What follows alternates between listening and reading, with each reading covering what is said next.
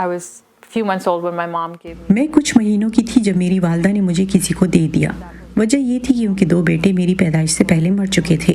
जब मैं पैदा हुई तो मेरी माँ को लगा कि खुदा ने उनसे 2 बेटे छीन कर और मुझे उन्हें देकर एक सज़ा दी है। और फिर जब वो ख़ानदान जो मुझे पाल रहा था वो अमेरिका आ गया तो उस वक्त मुझे अपने वालिदैन को लौटा दिया गया। तब मुझे पता चला कि मैं उनकी हकीकी औलाद नहीं थी। तो फिर मैं ये सोचने लगी कि आखिर मेरे असली वालिदैन के लिए मैं इतनी बेवकूफ़ क्यों थी कि उन्होंने मुझे उठाकर किसी और को दे दिया। फिर बचपन में मेरे ट्यूटर ने मेरे साथ जिनसी बदसलूकी की, लेकिन मैं अपने वालिदैन को नहीं बता सकती थी क्योंकि वालिदैन के साथ रिश्ते में भरोसे की कमी थी और मेरा जिनसी इस्तेहसाल मुसलसल होता रहा। यहाँ आने के बाद शुरू में तो मुझे ये तसल्ली हुई कि कम से कम अब मेरा जिनसी इस्तेहसाल नहीं होगा, जो मेरे लिए तस्कीन का बाइस थी। लेकिन हमारे वालिद कुछ ज़्यादा ही तंग नज़र थे। इसकी सबसे बड़ी वजह ये थी कि मेरी बड़ी बहन अपनी मर्ज़ी की शादी करने के लिए घर से भाग गई थी। वालिद ने उसे आग कर दिया क्योंकि उन्हें रिश्ता कबूल नहीं था। और फिर जब मेरी दूसरी बहन ने भी ऐसा ही किया तो फिर तो निशाने पर मैं ही थी। तो इस तरह मुझे मारने पीटने और ज़िल्लत आमेज़ सलूक का सिलसिला शुरू हो गया। Right after high school, I was 19. जब मैं 19 साल की थी तो हाई स्कूल से फारिग होने के बाद 2003 में वालदा के साथ मौसम गर्मा में पाकिस्तान गई। वहाँ मेरी वालदा ने मुझसे मेरा पासपोर्ट छीन लिया और कहा कि मेरे वालिद ने उन्हें सख्ती से कहा है कि जब तक मैं शादी नहीं कर लूँ मुझे वापस नहीं भेजना। So you came back to the US. Was life better? Did it? तो फिर जब आप शादी कर पाकिस्तान से वापस अमेरिका आई तो क्या आपके वालिदैन का बर्ताव आपके साथ बेहतर हुआ क्योंकि अब आपकी शादी हो चुकी है जो वो चाहते थे? They're letting them decide how her life should be. We knew from हमें शादी से पहले बहुत से लोगों ने बताया था कि ये शख्स वीज़ा हासिल करने के लिए किसी से भी शादी करने को तैयार था। लिहाजा जब उसे अपना ग्रीन कार्ड मिल गया और उसे फरार होने का मौका मिला तो उसने बिल्कुल ऐसा ही किया। और फिर मैंने ज़ाती तौर पर इसके बाद कभी उसे नहीं देखा, लेकिन मेरे वालिदैन का यही कहना था कि गलती तुम्हारी थी कि उसने तुम्हें तलाक दी और उन्हें लगा कि मैंने उसे वो प्यार या तवज्जो नहीं दी जो मुझे देनी चाहिए थी। So what happened when you? तो फिर तलाक के बाद आपको दोबारा पाकिस्तान एक रिश्ते के लिए बुलाया गया, फिर क्या हुआ? Suggested by your brother. 2014. जी मैं फिर 2014 में पाकिस्तान गई। वो तस्वीर से एक अच्छा इंसान नज़र आ रहा था, मगर वो रिश्ता था नहीं, सिर्फ एक बहाना था। To be fake, by the way. फिर अपने क़याम के दौरान मैं अपने छोटे भाई और 2 खालाओं के साथ डिनर पर गई, जिसका इंतज़ाम मेरे छोटे भाई ने ही किया था। And of course, when we left dinner, खैर खाने से वापसी पर हमने अपने भाई को उसकी गाड़ी के नज़दीक ड्रॉप करना था। वो एक सुनसान जगह पर पार्क थी। like jungle area sort of, 15 to 30. जैसे ही ड्रॉप किया इसके सिर्फ 15 से 30 सेकंड के बाद मोटरसाइकिल पर सवार 2 नामालूम लड़के उसी साइड पर आए जहां हमने भाई को उतारा था।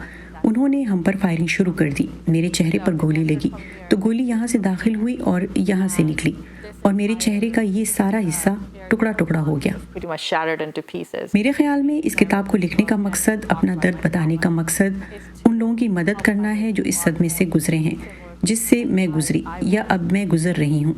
मैं उन्हें बताना चाहती हूँ कि वो अकेले नहीं, ये कि सपोर्ट मौजूद है और ये भी कि बाज़ औक़ात आपको उन लोगों से भी तकलीफ़ पहुँचती है जो आपके नज़दीक तरीन होते हैं। आप खुद अपना सहारा बन सकते हैं और अगर आपका कोई नहीं तो कोई बात नहीं, क्योंकि मेरा भी कोई नहीं था। It's okay if you don't have anyone, because I didn't have anyone. Iram Gilani कहती हैं कि जिन सदमात से वो गुजरी हैं उनके बारे में लिखना मुश्किल ज़रूर था, मगर इसने उन्हें हौसला दिया कि वो इस बारे में बात करें। ये कहानी हर मुल्क और हर तबके में नज़र आती है। अमेरिका की जनूबी एशियाई कम्युनिटी में ये मसाइल कितने आम हैं, इसी हवाले से मैंने बात की शिकागो में मौजूद माहिर नफ्सियात और समाजी कारकुन परी शाह से। ये मसला बहुत ज़्यादा बड़ा है। जो भी इंडिया या पाकिस्तान से आता है ना, उसके साथ डिप्रेशन होता है, एंजाइटी होता है, बहुत ज़्यादा ड्रामा हो सकता है क्योंकि वो लोग किसी से बात नहीं कर सकते। फिर उसके माँ बाप ये नहीं जानते कि यहाँ पे आना और स्कूल में जाना और दोस्तों से मिलना, बहुत डिफरेंट टाइप के लोग होते हैं। तो कल्चर के हिसाब से पेरेंट्स उसे उसके एक्सपेक्टेशंस के हिसाब से समझ नहीं सकते. जैसे हमने इरम की कहानी देखी कि जब उनको बचपन में मोलेस्ट किया जा रहा था पाकिस्तान में, तो वो ट्रस्ट नहीं था जो उनके पेरेंट्स के साथ होना चाहिए. बच्चों को अमूमन बहुत सारे ऐसे केसेस हैं जिसमें ख़वातीन या बच्चे जो हैं वो नहीं बता पाते हैं क्योंकि ट्रस्ट का एलिमेंट नहीं होता है. वो किस तरह एक बच्चे के दिमाग पर उसका क्या इम्पैक्ट होता है? एक बच्चे पे उसकी जो सेल्फ एस्टीम होती है, जो बच्चे पे कॉन्फिडेंस होता है, वो नहीं होता. नंबर 1 वो नहीं होता क्योंकि वो अब ये सोचने लगते हैं कि मैं बहुत गंदा हूँ और गंदी हूँ और कोई मुझे पसंद नहीं करता. मेरे परिवार की I brought shame to my family. उसके हिसाब से जब मोलेस्टेशन होता है, most likely तुम्हें PTSD होगा, which means you'll suffer from PTSD. You will also have depression or anxiety.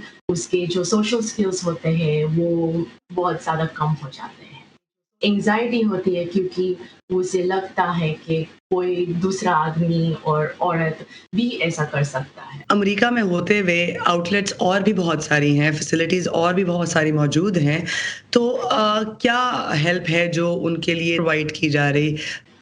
बहुत ज़्यादा फैसिलिटीज़ है यहाँ पे जो पेरेंट्स को हिंदी में या गुजराती में और उर्दू में आर्टिकल्स लिख के समझाने की कोशिश करते हैं कि बच्चों पे क्या इम्पैक्ट होता है और क्यों बच्चों को समझने की बहुत ज़्यादा ज़रूरत है. और फिर मेरे सिवा हज़ारों थेरेपिस्ट और काउंसलर्स और सोशल वर्कर्स भी हैं जो स्पेशलाइज करते हैं साउथ एशियन पॉपुलेशन में. अमेरिका में जो जनूबी एशियाई कम्युनिटी है, साउथ एशियन कम्युनिटी है, क्या एटीट्यूड्स में, उनके रवैयों में तब्दीली आपके ख़्याल में लानी चाहिए ताकि ज़्यादा से ज़्यादा जो सर्वाइवर्स हैं या विक्टिम्स हैं, मुतासरीन हैं, वो आकर मदद हासिल करें? जो आपके पर्सनल प्रॉब्लम्स होते हैं कि आपका शौहर आपको मारता है, आपके माँ बाप आपको मारते हैं और या फिर तुम्हारे साथ मोलेस्टेशन हुआ है, ये सारी बातें हमें बात करनी चाहिए. चाहे कि अमेरिका में हो, एशिया में हो, जहाँ भी आप रहते हो, हमें इसकी बात करनी चाहिए.